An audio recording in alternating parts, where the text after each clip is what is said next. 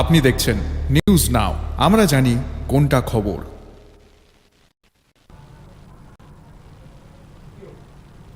চারপাশের সবুজ গাছপালার জন্যই ভারতের উত্তর পূর্বাঞ্চলীয় ছোট্ট রাজ্য ত্রিপুরা সৌন্দর্যমণ্ডিত। কিন্তু কিছু বনদস্যুদের জন্য আজ ব্যাঘাত ঘটছে রাজ্যের সৌন্দর্যের। হারিয়ে যাচ্ছে আসল পরিচয়। সবুজায়নকে রক্ষা করতে হলে সঠিকভাবে দায়িত্ব পালন করতে হবে বন দপ্তরকে। কড়া পদক্ষেপ নিতে হবে বন মাফিয়াদের বিরুদ্ধে।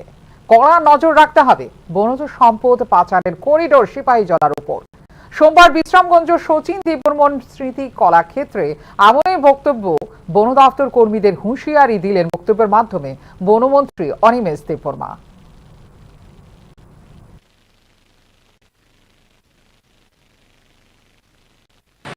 সিপাহীজলাটা হচ্ছে স্মাগলিং এর করিডোর।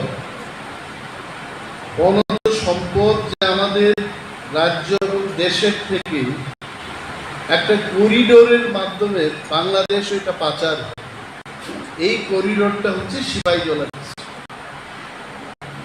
বেশি সংখ্যায় এখানে ইলিগ্যাল শ্রমিক।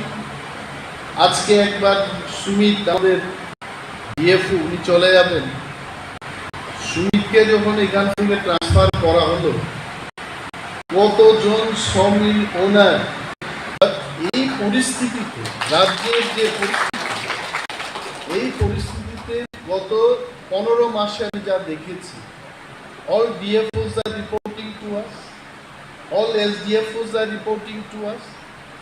DFOD এর মধ্যে আমি বলবো যে প্রোটেকশনের ক্ষেত্রে প্রোটেকশনকে সুমিত দেবের মতো অফিসারে কিন্তু প্রোটেকশন দিতে পারে।